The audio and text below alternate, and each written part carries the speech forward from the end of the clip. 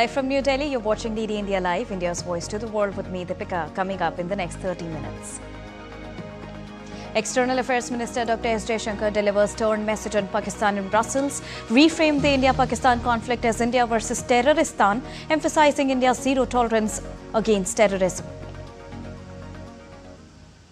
I would urge you to make it, don't think of it as India-Pakistan, think of it as India-Terroristan.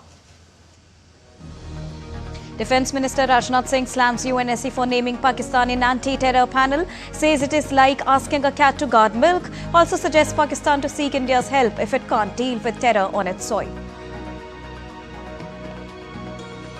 US President Donald Trump claims Los Angeles being invaded by foreign enemy as the protest continues. Defence sending troops, claims if he hadn't, city would be burning to ground. And in sports, South Africa and Australia all set to lock horns in World Test Championship finale at Lord's in London.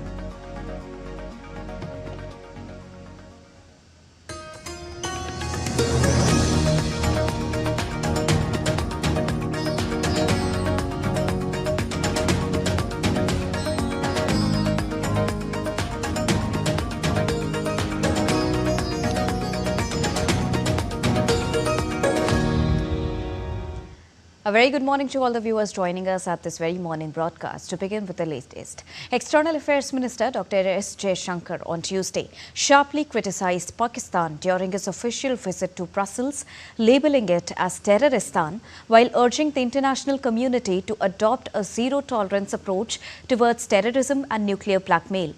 Speaking at a joint press conference with European Union's High Representative for Foreign Affairs and Security Policy, Kaja Kallas, Jaishankar said the current situation should not be viewed as a conflict between the two states, but as India's response to terrorism. This is not a conflict between two states per se.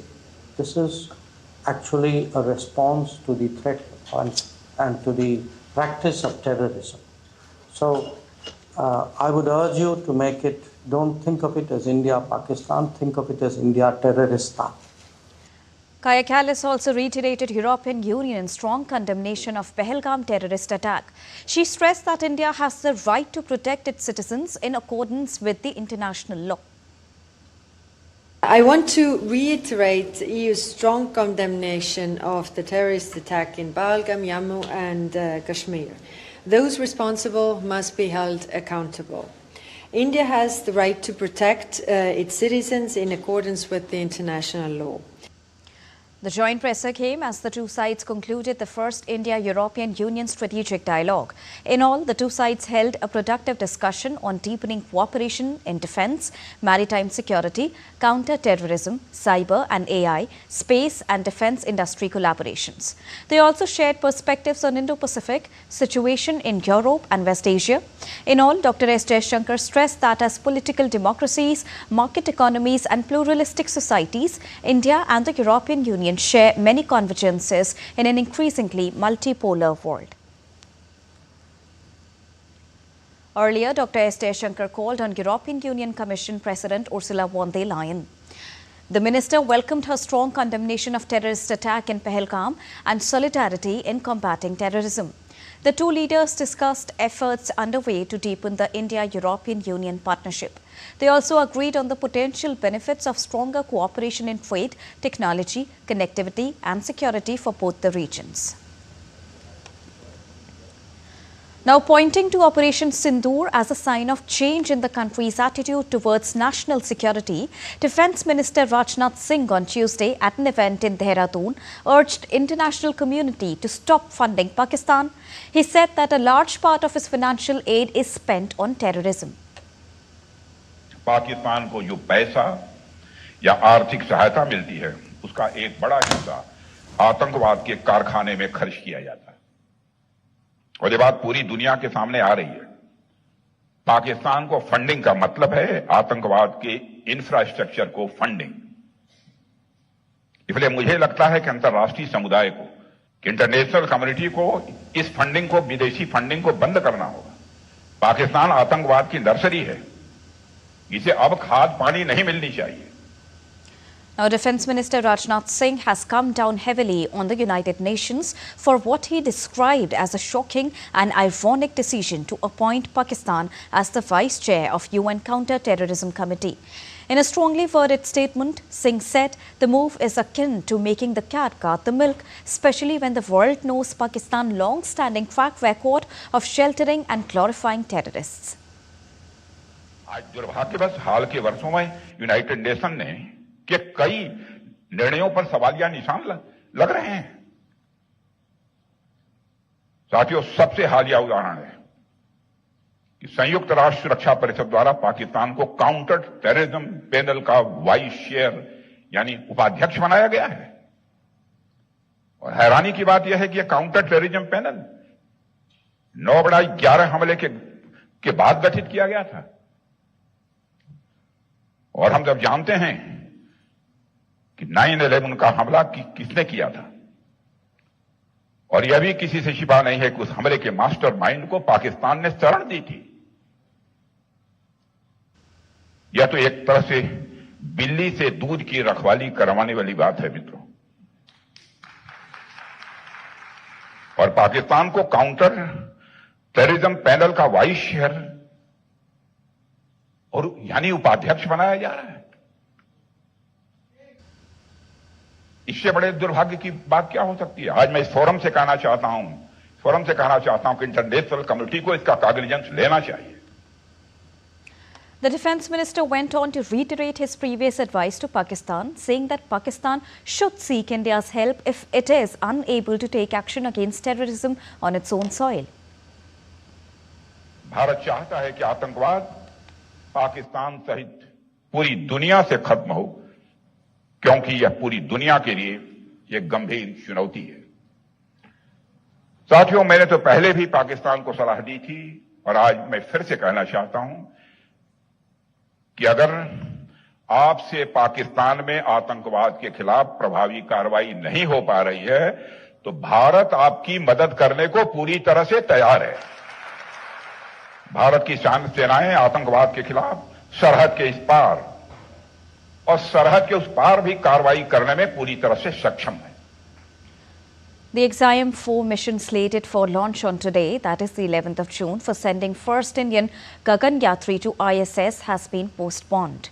Taking to social media, Indian Space Research Organisation Chairman Dr. V. Narayan said, and I quote, "As part of launch vehicle preparation to validate the performance of booster stage of Falcon 9 launch vehicle, 7 seconds of hot test was carried out on the launch pad. It is understood that LOX leakage was detected in the propulsion bay during the test. Based on the discussion on this topic by ISRO team with the experts of EXIM and SpaceX, it has been decided to correct the leak and carry out necessary validation tests before clearing for the launch. Hence, the launch of EXIM 4 slated for the 11th of June for sending first Indian Gagan Yatri to ISS is postponed." Unquote. Now, part of the team is India's Shubhanshu Shukla, who will become the first Indian to reach the International Space Station or ISS and only the second ever in orbit after Rakesh Sharma when the launch takes place. EXIM 4 mission, also known as Mission Akash Ganga, is a commercial spaceflight mission to the International Space Station. The mission is being conducted by EXIM Space, a US-based company, and is a joint effort with NASA, SpaceX and ISRO. The third United Nations Ocean Conference is taking place in Nice, France, where the leaders from around the world have come together to discuss how to protect and use oceans in a better and more sustainable way. India's Environment and Science Minister spoke at the conference and shared the steps. Take a listen. Under the leadership of Prime Minister Narendra Modi, I am pleased to reaffirm India's unwavering commitment to the Sustainable Development Goal SDG 14. Since the second United Nations Ocean Conference, India has made significant progress, which is also relevant to the theme of this year's conference, that is, accelerating action and mobilizing all actors to conserve and sustainably use the ocean. He further said India is taking steps to protect its large and rich marine areas. I think this was also an opportunity for us to share with the other parties, with the other delegates, that India has already signed the BBNJ, which is beyond biodiversity, beyond national jurisdiction agreement. And the process of ratification is going on, which means that India has already committed itself also in writing to the cause of conserving the oceans, to the cause of maintaining the biodiversity, and to the cause of health of the marine environment. Now, the Prime Minister Narendra Modi-led government has completed its 11 years in the office. Up next, we revisit government initiatives in revolutionizing defense capabilities.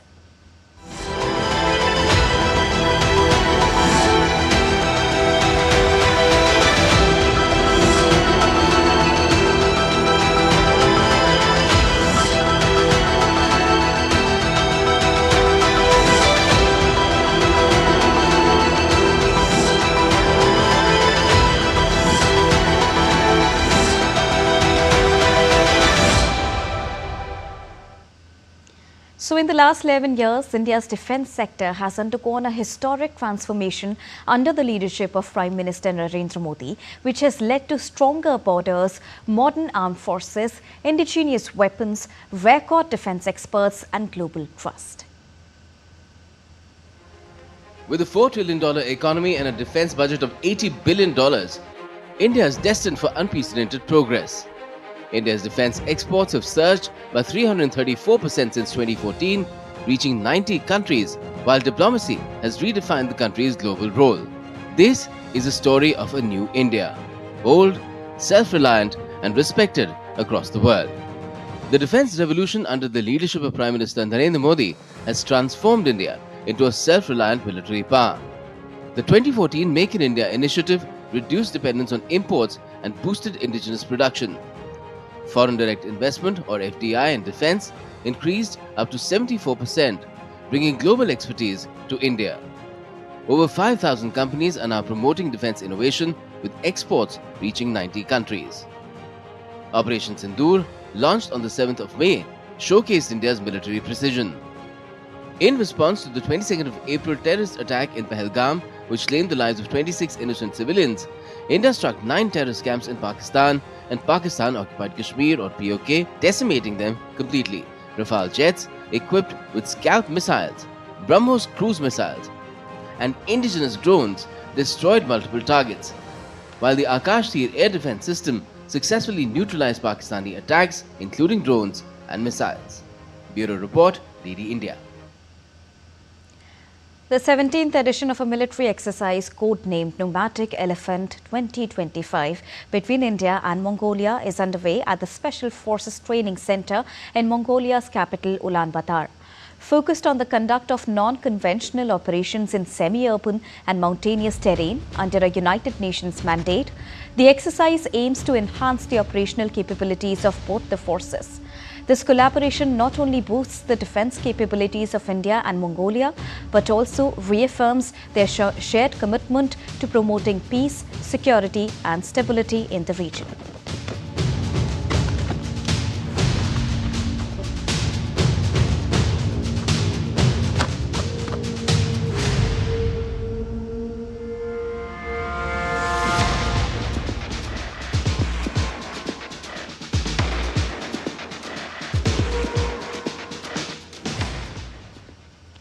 Time to take a short break, but still to come on the other side.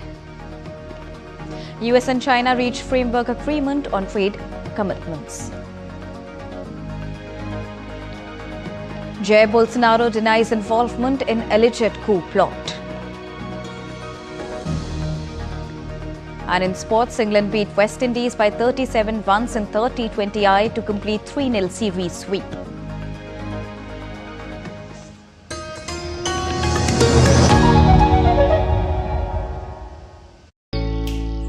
Jharkhand will mesmerize you with majestic nature, rich heritage and colorful culture.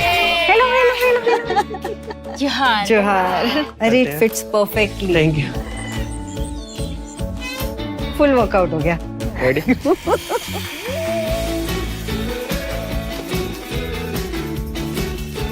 Postcards from Jharkhand on National Geographic.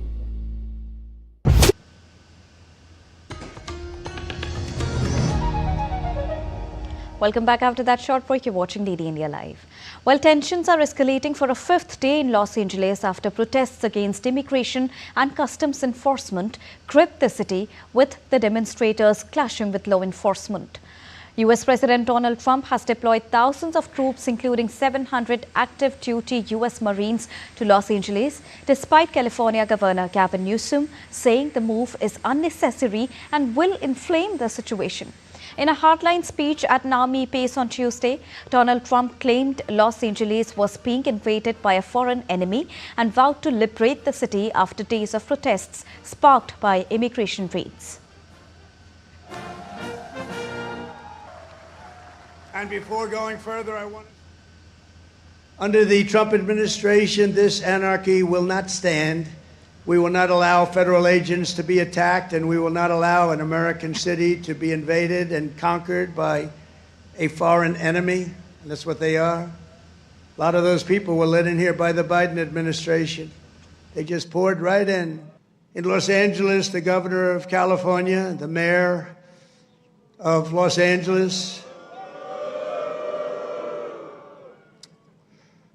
they're incompetent, and they paid troublemakers, agitators, and insurrectionists.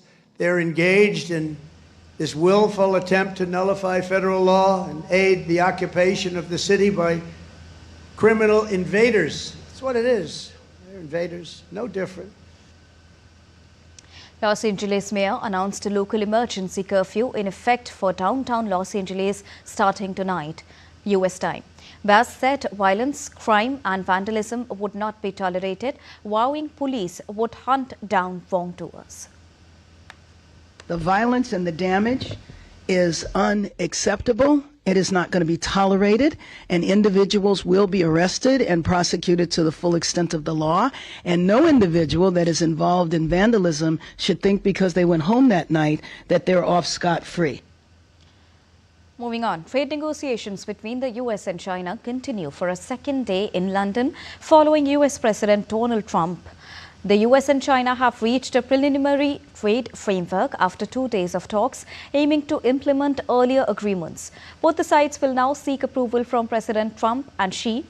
Treasury Secretary Scott Bessent said on Tuesday that trade talks with Chinese officials in London would continue as needed. US Commerce Secretary Howard Lutnick echoed the development, describing the framework as a first step. Lutnick said that the trade framework and implementation plan agreed with China should result in restrictions on rare earths and magnets being resolved. The two sides have agreed in principle the framework for implementing consensus between the two heads of state during their phone talk on the 5th of June, as well as those reached at Geneva talks. Now, Brazil's former President Jair Bolsonaro has denied his involvement in an alleged plot to overthrow the country's current president, Luiz Inácio Lula da Silva. Speaking for the first time in the court, Bolsonaro, who ruled the country between 2019 and 2022, said a coup was an abominable thing and there was never even a possibility of a coup in my government. Along with 7 co-conspirators, Bolsonaro is standing trial over the events that led up to the storming of government buildings by his supporters on the 8th of January 2023, a week after Lula's inauguration. The former president could face decades in prison if he is convicted. He has always denied the charges against him. Now, violent clashes broke out on Tuesday in Lalagua, a mining town in Bolivia's Potosi province, as residents confronted Evo Morales supporters who had blocked local roads. The confrontation that lasted more than an hour involved explosions from dynamite and rock throwing, resulting in several injuries. The protests were triggered by supporters of Morales demanding that the Electoral Court allow the former 3-term president to run in the upcoming elections. Even the constitutional rulings bar him from seeking re-election. Residents and transport groups attempted to clear roadblocks that had disrupted food supplies for days. Meanwhile, fuel shortages in Bolivia have stretched into a fifth week, worsened by road blockades tied to ongoing political unrest. These shortages are affecting water pumping and irrigation systems essential for both livestock and human use. Minister of Rural Development Yamil Flores stated that the country is facing daily agricultural losses of 42 million Bolivianos. The situation, driven by dwindling dollar reserves and political tensions, poses a serious threat to Bolivia's rural economy and food security. Moving on, thousands of demonstrators gathered outside the Hungarian parliament in Budapest on Tuesday to promote a proposed transparency bill put forward by Prime Minister Viktor Orban's government. The crowd, which includes artists, musicians, actors and journalists, voiced concerns over what they see as threats to civil liberties. Protesters carried banners with slogans opposing the legislation introduced by the ruling Nationalist Party on the 14th of May. The bill would require a registry of organizations receiving a foreign funding and could limit or shut them down if deemed a threat to Hungary's sovereignty or cultural values. The proposal has triggered protests and prompted leading European editors to petition for its withdrawal.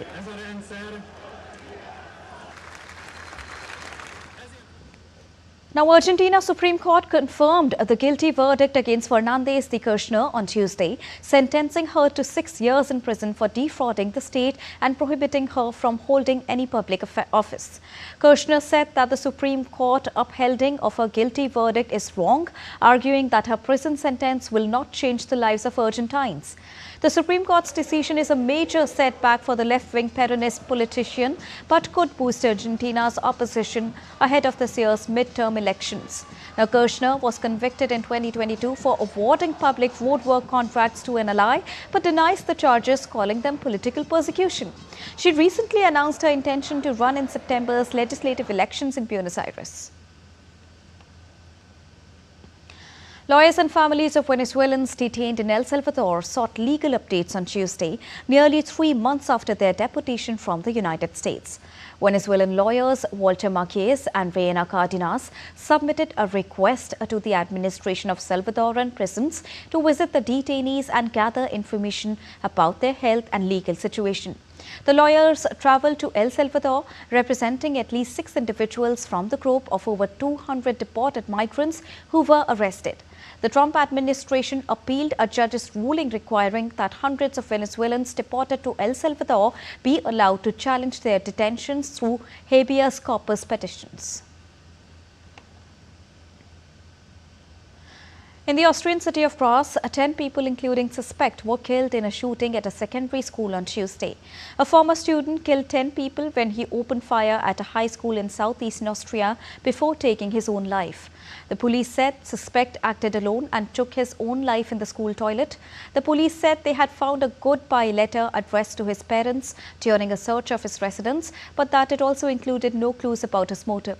According to the police, the alleged perpetrator was an Austrian from the Graz region who used 2 legally owned weapons. Interior Minister Gerhard Körner told the reporters that he was a former student at the high school but had not finished his studies. Austrian Chancellor Christian Stocker declared 3 days of national mourning to remember the victims, saying the country had witnessed an act of unimaginable violence. You're watching DD India Live, and now it's time to get you all the latest from the world of sports. To begin with cricket first. Australia will lock horns with South Africa in the World Test Championship final at Lord's in London. While the defending champions, Australia, will want to reclaim the title, South Africa will seek to clinch their first WTC trophy. Captain Pat Cummins on Tuesday announced their playing 11. Marnus Labuschagne is set to open the batting while pacer Josh Hazlewood also returned to the squad. Labuschagne has been moved up the order to accommodate the return of Cameron Green, who underwent back surgery in October, while Hazlewood is fit again after a calf injury to replace Scott Boland. While for South Africa, they will be eyeing their first ICC title since 1998. The Proteas finished at the top of the WTC 2023-25 standings, winning 8 of its 12 matches, while Australia came a close second with 13 victories across 19 games. Staying on cricket, England wrapped up a series clean sweep with a 37-run victory over West Indies in 30-20 on Tuesday. Ben Duckett's inventive 84-run knock helped big, hitting England blast their way to a record score on the home soil. He, along with Jamie Smith, shared a 120-run stand that provided the backbone of England's total of 248 runs. Chasing 249, West Indies lost openers Evan Lewis and Johnson Charles cheaply. Captain Shai Hope fought back with 45, while Rothman Powell launched a valiant counter-attack with unbeaten 79. Despite Powell's efforts, Windies fell short at 211 for 8, as England's disciplined bowling ensured a convincing victory to wrap up a successful limited overs campaign. In shooting, Indian shooter Lavanil Valavaran clinched bronze medal in women's 10-meter air rifle event at the International Shooting Sports Federation World Cup in Munich on Tuesday. Lavanil notched up a score of 232.1 points in the final, behind gold medal winner Wang Zefei and silver medalist Yeon Ji Kwon of South Korea. Lavanil had finished second in qualification round, and for a major part of the final, she looked good to return home with the gold. But she slipped to the third position in the last stage of the finals. And that's all for this edition of DD India Live. But do let us know your thoughts on the news of the day. For those on the go, you can get all the latest news and updates from India and across the world on the DD India mobile app. The app is available on both Android and iOS platforms. Scan the QR code on the screen to download it right now. We'll be back with more news as it breaks here on DD India Live. I am Deepika, and from all of us here in New Delhi, thank you so much for watching DD India Live. Namaskar.